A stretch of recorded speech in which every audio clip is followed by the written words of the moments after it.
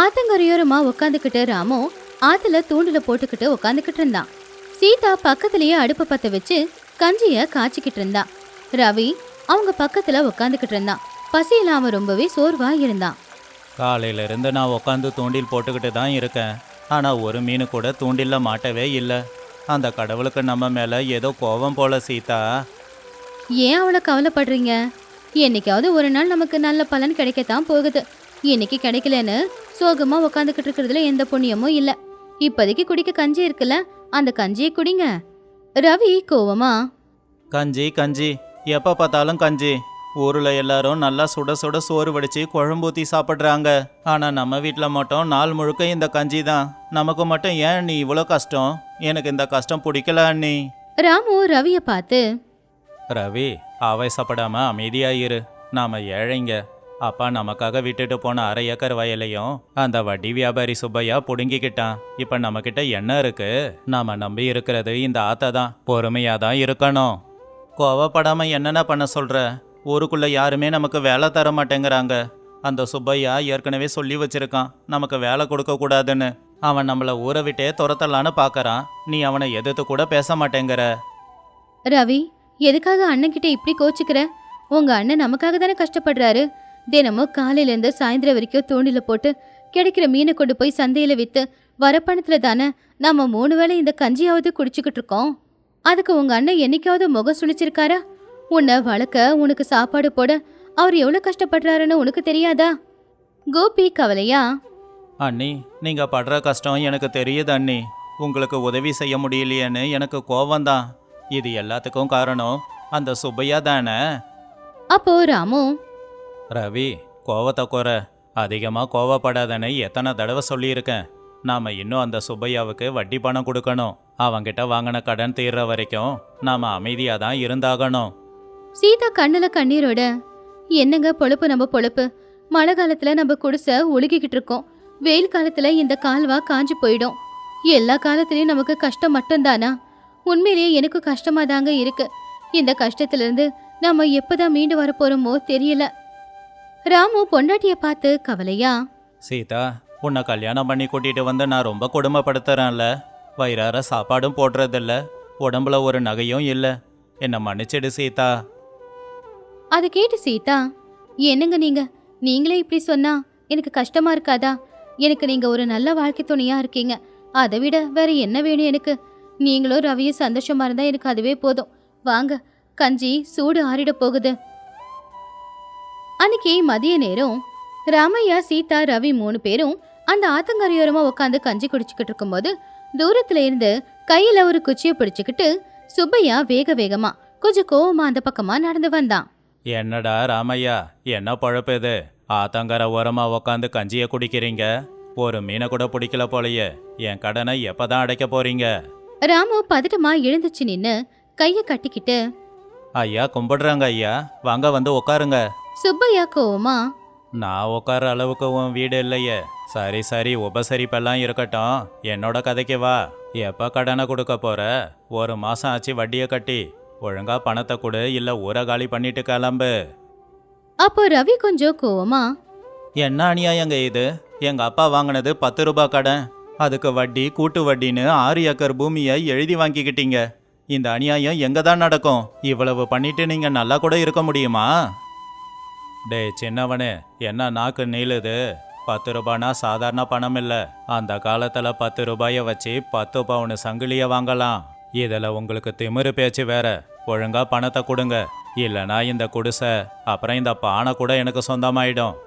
அப்போ சீதா கையெடுத்து கும்பிட்டு, ஐயா, சின்ன பையன் ஏதோ கோவத்துல பேசிட்டான், பெருசா எடுத்துக்காதீங்க. எங்க மேல கருணை காட்டுங்க. தினமும் மீன் பிடிக்க போறேன்டா, மீன் கிடைக்க மாட்டேங்குது. நாங்க மட்டும் என்ன பண்றது? 1 மாசம் எங்களுக்கு அவகாசம் கொடுங்க. உங்க கடனை நிச்சயமா நாங்க தீர்த்திடுறோம். சுப்பையா சிரிச்சுக்கிட்டே, என்னது 1 மாதம் அவகாசமா? 1 மாதம் அவகாசம் கொடுத்துட்டா உனக்கு பணம் எங்க ஆகாயத்தில் இருந்தா வந்து கொட்ட போகுது? இங்க பாருமா, 1 மாதம் இல்லை, 1 நாள் தான் அவகாசம். நாளைக்கு வருவேன். பணத்தை கொடுக்கலனா அவ்வளவுதான்.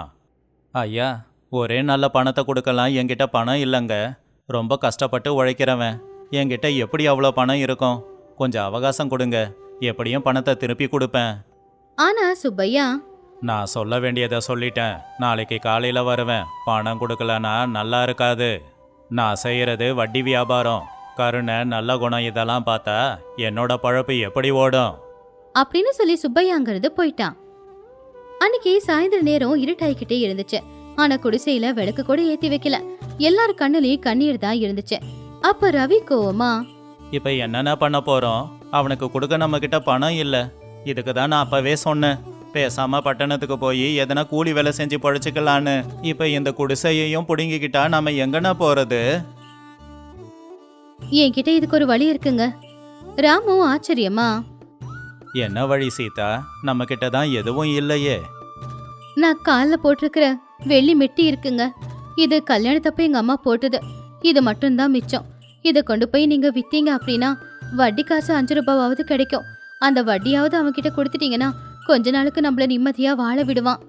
வேணாம் சீதா, கல்யாணம் ஆனதுக்கு அப்புறமா கழுத்துல இருக்கிற தாலி, காலில் இருக்கிற மெட்டி, நெத்தியில இருக்கிற குங்குமம், இதுதான் புருஷன் நல்லா இருக்கான்றதுக்கான அடையாளம். இதையும் நீ வித்துட்ட அப்படின்னா நான் இல்லைன்னு தானே அடையாளம். அண்ணா சொல்றது சரிதான் அண்ணி. நீங்க அந்த மெட்டியை கழட்ட வேண்டாம். நான் இப்பவே காட்டுக்கு போய் விறகு வெட்டி பக்கத்து ஒரு சந்தைக்கு கொண்டு போய் வித்து எப்படியாவது கொஞ்சம் பணத்தை கொண்டு வரேன். அப்ப ராமு ரவி கிட்ட, டே ரவி, அனுமதி வாங்காம காட்டுக்குள்ள போய் விறகு வெட்டுறது சட்டப்படி குற்றம். நாம ஏழைங்களா இருக்கலாம், ஆனா அதுக்காக தவறு செய்யக்கூடாது. சாப்பாடு இல்லாம பட்டினியா கூட இருக்கலாம், ஆனா ஒழுக்கம் போகக்கூடாது. அப்போ ரவி அழுதுகிட்டே, என்னென்ன பண்ணணும்? நாளைக்கு வந்து அவன் நம்ம குடிசையையும் பிடுங்கிப்பான். இந்த மழையிலையும் குளிர்லையும் நாம எங்கன போக முடியும்? அப்போ ராமு ஆகாயத்தை பார்த்து, ராமு, நமக்கு மேல ஒருத்தன் இருக்காண்டா. அவன் நினைக்கிறது தான் நம்ம வாழ்க்கையில நடக்கும். நாம போய் படுத்து தூங்குவோம். காலையில எழுந்து ஆத்துக்கு போலாம். கடவுளோட கருணையால பெரிய மீன் கிடைச்சா கூட போதுமே. நல்ல மனுஷங்களை கடவுள் கைவிட மாட்டாருங்க. எனக்கு நம்பிக்கை இருக்குங்க, வாங்க. அடுத்த நாள் காலையில ராமு விடிய காலையிலே எழுந்திருச்சு வலைய எடுத்துக்கிட்டு ஆத்துக்கு போய் வலைய போட்டான். இன்னொரு பக்கம் ரவி காட்டுக்குள்ள ஏதாவது வேலை கிடைக்குதா அப்படின்னு தேடி போய்கிட்டு இருந்தான். சீதா வீட்டுக்குள்ளேயே அமைதியா உட்காந்துக்கிட்டு இருந்தா. ராமு எத்தனை தடவை வலைய போட்டாலும் ஒரே ஒரு மீன் கூட மாட்டவே இல்லை. ராமு வலை போட்டுக்கிட்டு இருந்த பக்கத்துல ஒரு பெரிய சுழி இருந்துச்சு. அதுல மாட்டுனா யாரா இருந்தாலும் செத்துதான் போகணும். அப்ப ராமு ரொம்பவும் சோர்வா, எல்லாம் என் தலையெழுத்து. இன்னையோட இந்த ஊருக்கும் எனக்கும் உறவு முடிய போகுது. என் குடிசை என்னை விட்டு போயிடும். அப்பதான் தூரத்துல இருந்து யாரோ கூப்பிட்ட மாதிரி கேட்டுச்சு. காப்பாத்துங்க காப்பாத்துங்க அப்படின்னு யாரோ கத்திக்கிட்டு இருந்தாங்க. ராமு யாருது அப்படின்னு எழுந்துச்சு போய் பார்த்தான். அப்போ ஆபத்தான அந்த சுழியில யாரோ ஒரு மனுஷன் மாட்டிக்கிட்டு இருந்தான். அது வேற யாரும் இல்ல, சுப்பையா தான். அவனுடைய மாட்டு வண்டி சேத்துல சக்கரம் மாட்டிக்கிச்சு. டேய், யாராவது காப்பாத்துங்கடா, நான் மூழ்கிக்கிட்டு இருக்கேன். என் உயிர் போது, வந்து காப்பாத்துங்க. ராமு ஒரு நிமிஷம் தயங்கி நின்னான். இவன் தானே நம்ம குடிசைய வாங்கிப்பேன், ஊரு விட்டு அனுப்பிடுவேன் அப்படின்னு சொன்னது. ஆனா அவனுக்குள்ள ஒரு நல்ல மனசு, மனிதாபிமானமும் இருந்துச்சு. ராமு ஒரு நிமிஷம் கூட தாமதிக்காம அந்த ஆத்துல குதிச்சு அவன்கிட்ட இருக்கிற வலைய சுப்பைய கிட்ட கொண்டு போனான். பயப்படாதீங்க, நான் இருக்கேன், இந்த வலைய பிடிச்சுக்கோங்க, வெளியில வாங்க அப்படின்னு ராமு சத்தமா கத்துனான். சுப்பையாவும் பதட்டமா வலைய பிடிச்சுக்கிட்டு, ராமு என்ன விட்டுறாத, காப்பாத்து காப்பாத்து அப்படின்னு சத்தமா கத்த ஆரம்பிச்சான். ராமு அவனுடைய உசுர பணியமா வச்சு சுப்பையாவை காப்பாத்தி கரைக்கு வேகமா கூட்டிக்கிட்டு வந்துட்டான். சுப்பையாவோட உயிர் தப்பிச்சுது. அப்பதான் சத்தத்தை கேட்டு கோட்டி வேகமா ஓடி வந்து அவங்க அண்ணன் கிட்ட, அண்ணா, என்னென்ன ஆச்சு? ஏன்னா இப்படி நனைஞ்சு போயிருக்க? ஆமா, இவருங்க என்ன பண்றாரு? அப்போ ராமு, இவர் மாட்டு வண்டியில வரும்போது மாட்டு வண்டி சக்கரம் மாட்டி ஆத்துல விழுந்துட்டாரு. நான் தான் காப்பாத்தினேன். ரவி கோவமா, ஏன்னா காப்பாத்தின? இவன் தானே இத்தனை நாளா நம்மள ஏமாத்தி கொடுமைப்படுத்தனா? இதோட போய் தொலையிட்டோன்னு காப்பாத்தாம விட்டுருக்கலாமே. ரவி, என்ன பேசிக்கிட்டு இருக்க? ஒரு மனுஷனோட உயிர் ஆபத்துல இருக்கும்போது அப்படியே விட்டுட்டு போறதுக்கா நாமெல்லாம் மனுஷங்களா பிறந்திருக்கோம்? அவரு நம்மள கஷ்டப்படுத்துறாருங்கிறதுக்காக நாமளும் அவர் மாதிரி கீழே இறங்க முடியாது. இதை எல்லாத்தையும் கேட்டுக்கிட்டு இருந்த சுப்பையாவோட கண்ணுல கண்ணீர் கொட்ட ஆரம்பிச்சுது. அவன் மெதுவா எழுந்திருச்சு நின்னான். இத்தனை நாளா அவனுடைய திமிரு, அவனுடைய அகங்காரம் எவ்வளவு தப்பு அப்படிங்கறத அவன் புரிஞ்சுக்கிட்டான்.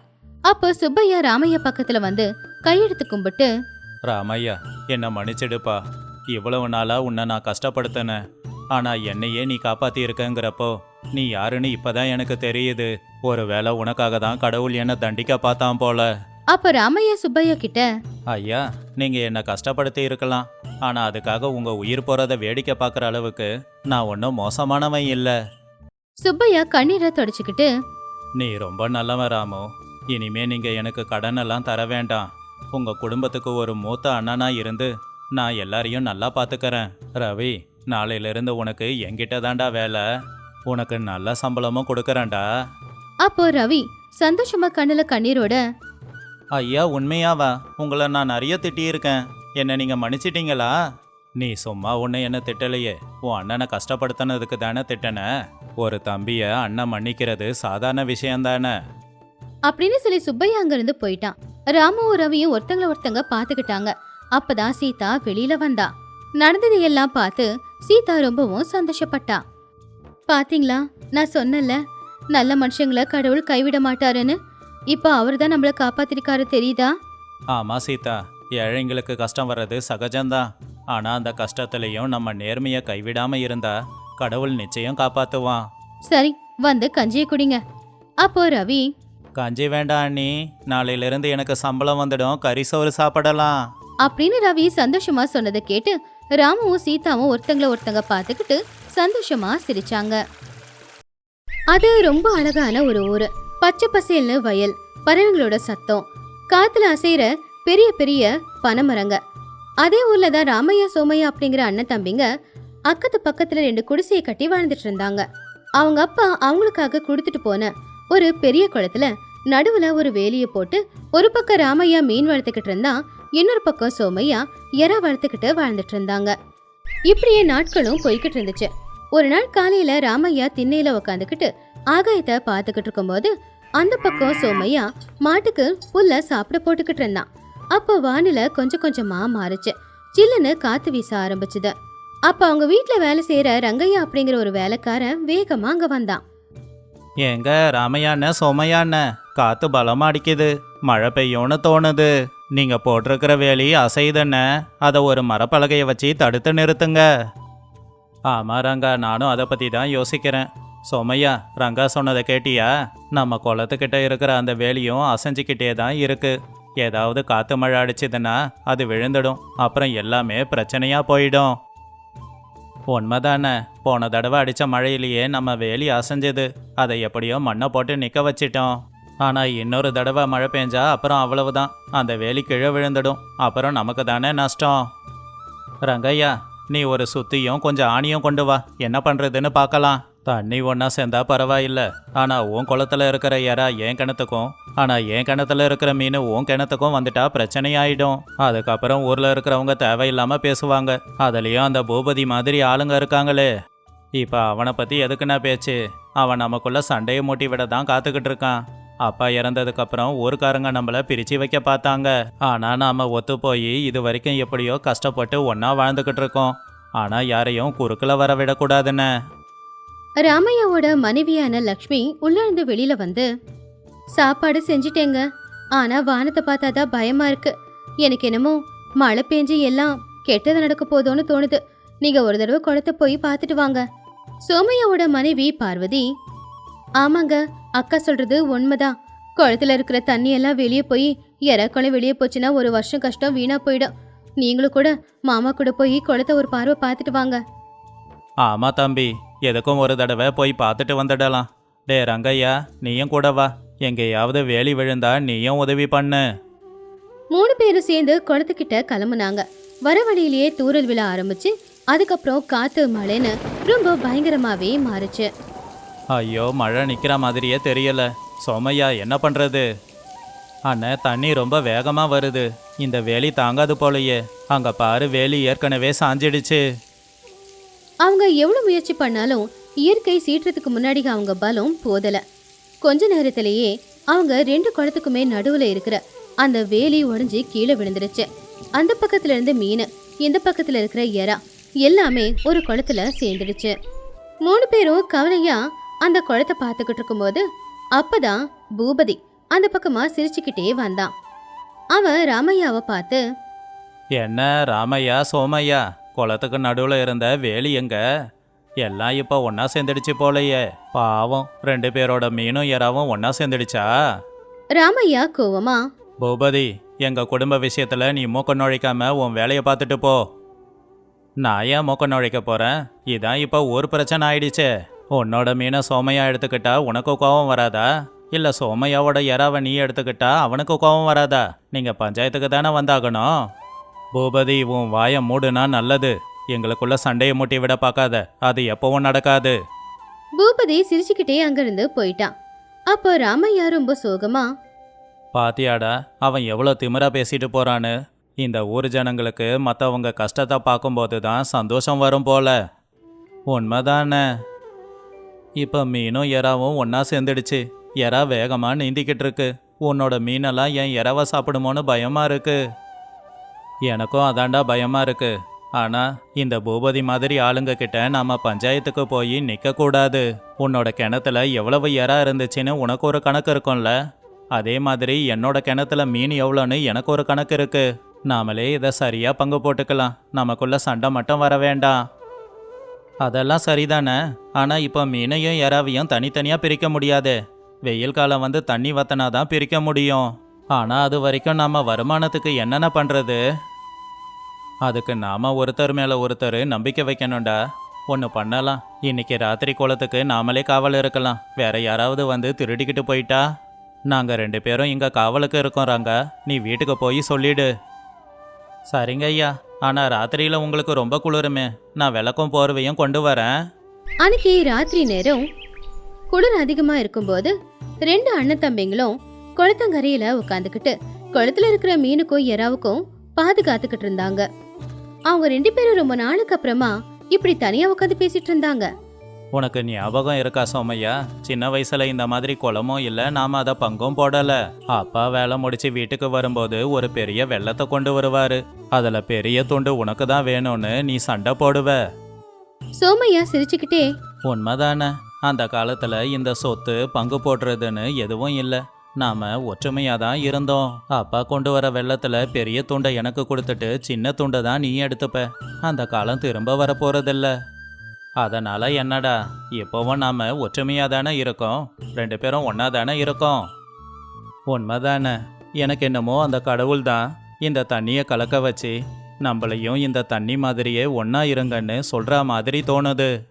ஆமாடா, அப்பாவோட ஆசையும் எப்போவும் இந்த குளம் ஒன்னா இருக்கணும் அப்படிங்கிறது தான். ஆமாண்ணே. ஆனா ஊர்க்காரங்க உன் சொத்து எது, உங்க அண்ணன் சொத்து எதுன்னு கேட்டா என்ன சொல்றது? ஊரை விடுன. முக்கியமாக நம்ம பொண்டாட்டிங்களுக்கு பதில் சொல்ல முடியாது. சொத்தை பிரிச்சாதான் குடும்பம் வாழ முடியுமா என்ன? இந்த சொத்து ஒன்றாவே இருக்கட்டும், குளம் ஒன்றாவே இருக்கட்டும், அதில் எறாவும் மீனும் ஒன்றா வளரட்டுமே. இதில் வளர்ற எல்லாத்தையும் கொண்டு போய் விற்கலாம். வர வருமானத்தில் பாதி பாதி எடுத்துப்போம். அப்போ எந்த பிரச்சனையும் இருக்காதே. இது நல்ல யோசனைன்னு. எனக்கும் இந்த யோசனை அப்பப்போ வரும். 2 பேரும் பிரிஞ்சிருந்து வியாபாரம் பண்ணுறத விட ஒன்று சேர்ந்து வியாபாரம் பண்ணால் செலவு கம்மி, லாபமும் அதிகமாக வரும். நாம் இனிமே ஒன்றாவே வியாபாரம் பண்ணுவோம். அடுத்த நாள் காலையிலேயே சூரியன் உதயமானதும் ஊஜனங்க எல்லாருமே பஞ்சாயத்துல ஒன்னா சேர்ந்திருந்தாங்க. அங்க பூபதியும் இருந்தான். அப்போ சோமையா ராமையாவை பஞ்சாயத்துக்கு வர சொன்னாங்க. என்ன ராமையா சோமையா, குளத்துக்கு நடுவில் இருந்த வேலி அடிச்சுக்கிட்டு போயிடுச்சாமே. இப்போ எந்த சொத்து யாருதுன்னு உங்களுக்குள்ள எதனா சண்டை இருந்தா எங்க கிட்ட சொல்லுங்க, நாங்கள் தீர்த்து வைக்கிறோம். ஆமாங்க ஐயா, நேத்தே நான் சொன்னேன் இவங்க 2 பேரும் நாளைக்கு சொத்துக்காக வந்து அடிச்சுப்பாங்கன்னு. ஆமா பூபதி, நீ சொல்றது உண்மைதான். குளத்துக்கு நடுவில் இருக்கிற வேலி அடிச்சுக்கிட்டு போயிடுச்சு. ஆனா அதுதான் எங்க 2 பேரையும் ஒன்னா சேர்த்துச்சு. அண்ணன் தம்பி எங்களுக்குள்ள சண்டை எதுவும் இல்லை. ஆமாங்க ஐயா, இனிமே எங்க குளத்துக்கு நடுவில் எந்த வேலையும் இருக்காது. அந்த முழு குளமும் எங்களுக்கு தான் சொந்தம். நாங்க இனிமே ஒன்னா தான் வியாபாரம் பண்ண போறோம். எங்களுக்குள்ள சண்டை வரும்னு கனவு காணாதீங்க. அண்ணன் தம்பிங்கன்னா பொதுவா சொத்துக்கு சண்டை போடணும். ஆனா நீங்க 2 பேரும் ஒற்றுமையா இருக்கீங்களே, இது ரொம்ப புதுசா இருக்கே. சண்டை போட்டா எங்களுக்குள்ள இருக்கிற நிம்மதியை இழந்துடுவோம், சந்தோஷத்தை இழந்துடுவோம். அதுக்கு பதிலாக ஒருத்தருக்கு ஒருத்தர் விட்டு கொடுத்து வாழும்போது எங்களுக்குள்ள வியாபாரமும் நல்லபடியாக நடக்கும், எங்கள் உறவும் பலமாக இருக்கும். எங்கள் அப்பா சாகிறதுக்கு முன்னாடி ஒன்று சொன்னார், நாங்கள் எப்பவும் பிரியக்கூடாதுன்னு. நாங்கள் எங்கள் அப்பாவோட ஆசையை விட்டுட்டு எங்கள் சொத்தை 2ஆ பிரித்து வச்சிருந்தோம். ஆனால் இப்போ இந்த காத்து மழை எங்களை ஒன்றா சேர்த்து இருக்கு. ஊஜனங்க எல்லாரும் அண்ணன் தம்பியோட ஒற்றுமையை பார்த்து ரொம்ப ஆச்சரியப்பட்டாங்க. பூபதி அவமானம் தாங்க முடியாம தலைகுனிச்சு அங்கிருந்து வீட்டுக்கு போயிட்டான். ராமையா சோமையா ஒருத்தங்க தோள் மேல இன்னொருத்தங்க கை போட்டுக்கிட்டு வீட்டுக்கு போனாங்க. வழியில அவங்க மனைவிங்க குறுக்க வந்தாங்க. லக்ஷ்மி, இனிமே அந்த கோலம் நம்ம 4 பேருக்கும் சொந்தம். ஆனா ஏங்க, உண்மையிலேயே வேலி போட போறது இல்லையா? நாளைக்கு கணக்கு வழக்குல ஏதாவது தப்பு நடந்தா என்ன பண்றது? லக்ஷ்மி, சோமையா யாரு? என் தம்பி. அவன் சந்தோஷமா இருந்தா பார்த்து சந்தோஷப்படுற ஆளு நானா தானே இருப்பேன். அவன் நம்ம குலத்துக்கு ராத்திரி முழுக்க கண்முழிச்சு காவலுக்கு இருக்கான். நான் பகல்ல வேலை செய்யறேன். இதுல என்ன இருக்கு? ஆனா பசங்க வளர்ந்து கல்யாணத்துக்கு வரும்போது மாப்பிள்ளை வீட்டுல பொண்ணு வீட்டுல உங்க சொத்து எதுன்னு கேட்பாங்களே, அப்ப அவங்களுக்கு நாம என்ன சொல்றது? பார்வதி, சொத்த பிள்ளைங்களுக்கு பங்கு போட்டு கொடுக்கறதுல நல்லதில்ல. ஒற்றுமையா வாழ்றதுல இருக்கிற சந்தோஷத்தையும் லாபத்தையும் அவங்களுக்கு சொல்லி வளர்க்கணும். அப்பதான் அவங்களும் நாளைக்கு ஒற்றுமையா வாழணும்னு தெரிஞ்சுப்பாங்க. அவங்களுக்குள்ள எந்த பிரச்சனையும் வராம இருக்கும். நம்ம பொண்டாட்டிங்களுக்கும் கூட இந்த சொத்து ஒன்னா இருக்கிறதுல எதிர்காலத்துல எதனா பிரச்சனை வருமோன்னு பயம் இருக்கு பாரு. ஊர்க்காரங்க சொல்றது தப்பு இல்ல. ஆமாண்ணே, என்ன பண்றது, உலகம் இப்படி தானே இருக்கு. ஆனா நாம 2 பேரும் இந்த உலகத்துக்கு நேர்மாறா ஒற்றுமையா இருந்து அண்ணன் தம்பினா இப்படிதான் இருக்கணும் அப்படிங்கிறத எல்லாருக்குமே தெரியப்படுத்தணும்னு.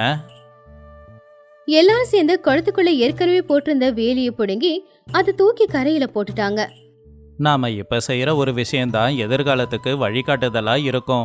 நாம செய்யற விஷயங்களை பார்த்துதான் பசங்களும் ஒற்றுமையா இருக்கணும்னு நினைப்பாங்க. ஆமா தம்பி, சரி வா வீட்டுக்கு போலாம். வீட்டுல நம்ம பொண்டாட்டிங்க நல்லா சமைச்சு வச்சிருப்பாங்க. நாம போய் நல்லா சாப்பிடணும். அண்ணன் தம்பி 2 பேருமே ரொம்பவும் சந்தோஷமா ஒருத்தங்க தோள் மேல இன்னொருத்தங்க கைய போட்டுக்கிட்டு ஒற்றுமைனா இதுதான் அப்படின்னு காட்டி ஊருக்குள்ள நடந்து போய்கிட்டு இருந்தாங்க. அன்னைக்கு ஆகாயம் அமைதியா இருந்துச்சு. ஊஜனங்க எல்லாருமே இனி நமக்கு எந்த கஷ்டமும் இல்லைன்னு நினைச்சாங்க. அதே மாதிரி ஒற்றுமையா வாழ்றதுதான் பலம் அப்படின்னு அவங்க புரிஞ்சுக்கிட்டாங்க. இந்த கதையில இருக்கிற நீதி என்னன்னா, மனுஷன் சுயநலமா எப்ப யோசிக்கிறானோ அப்ப அவன் பலவீனமா ஆகுறான். எப்பவுமே சுயநலமா யோசிக்காம நம்ம கூட பிறந்தவங்களுக்காகவும் யோசிக்கும் போதுதான் அவனுக்கு பலம் 2 மடங்கு அதிகமாகும். ஒரே வயத்துல பிறந்தவங்க அண்ணன் தம்பிங்களா இருக்கலாம், அக்கா தங்கச்சியா இருக்கலாம். அவங்க ஒற்றுமையா வாழ்ற வரைக்கும் தான் அவங்க குடும்பத்துக்கும் கௌரவம்.